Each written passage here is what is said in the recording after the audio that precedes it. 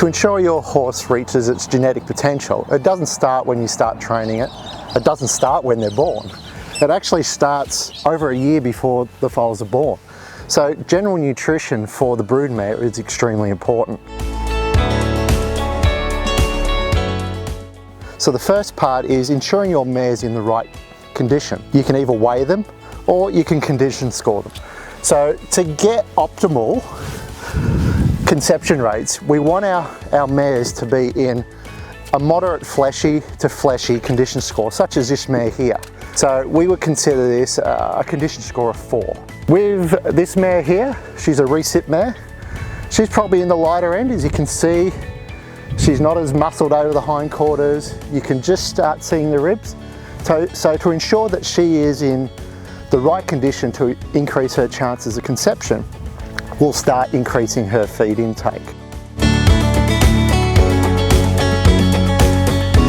For you guys that don't know, we consider a dry mare as one that's not pregnant, and a wet mare generally is in late lactation or early lactation. They'll still have the foal on board.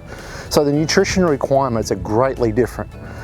A dry mare, once we've got her in the right condition score to increase the chances of conception, she'll be generally fed. Her requirements will be around what a normal horse is at maintenance level.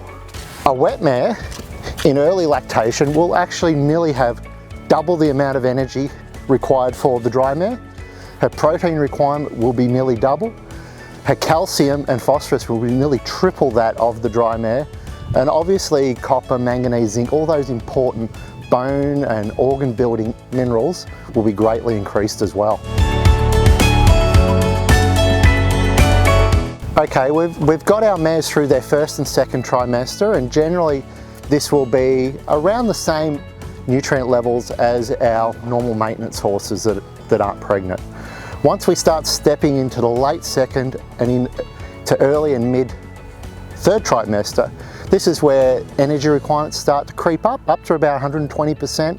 Our protein starts to sneak up as well. We want about 1 1/3 of what we were previously getting. But our calcium and phosphorus, so this is our bone building minerals, this greatly increases to 70 to 90% increase as well.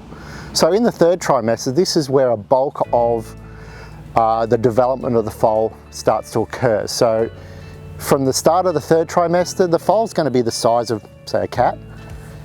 And by the end of the third trimester, you'll get around a 50 kilo foal out of it. So it's really important that this is your focus to ensure that the genetic potential of your foal is reached and ensure that your nutrition is up to date with regards to the third trimester.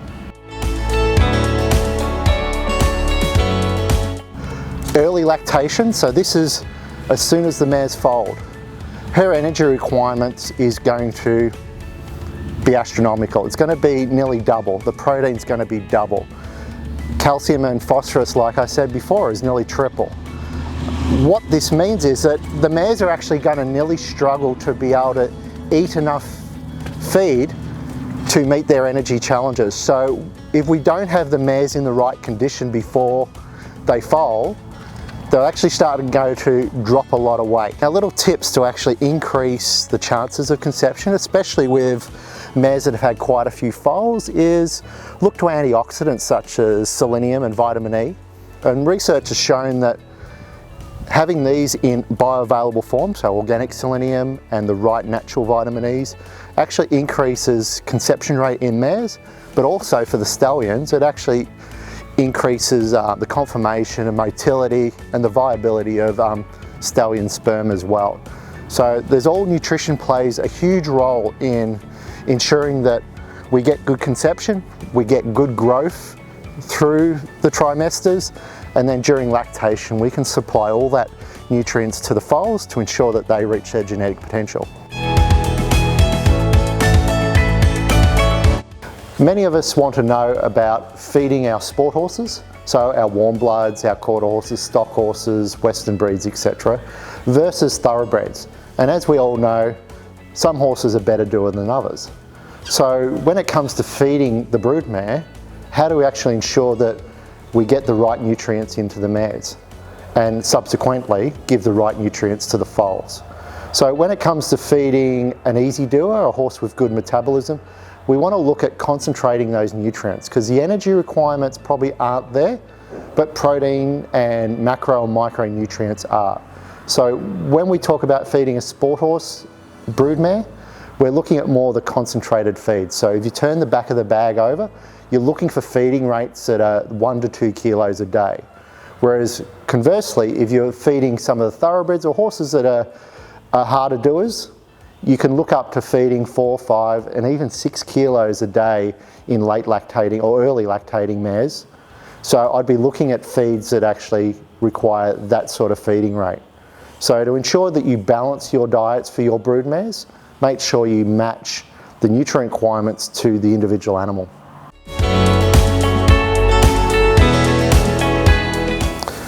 So when assessing your broodmare's total diet, we really need to make sure that we look at everything we feed our mare. So it's not just what you put in a bucket, it's actually what's out there in the paddock. And if we don't have sufficient pasture, it's what sort of roughage sources we use. So generally a mare will consume 2.5 to 3% of her body weight. In early lactation, she can get up to 4.5, 5% of her body weight per day. So knowing exactly what's in our pasture is extremely important. So a lot of what we do when we're on farm with stud managers is actually test the pasture, and we also test the hay. So then when we're prescribing our diet, we can actually match what's naturally available there to what the supplementary feeding it is. So that's an extremely important thing.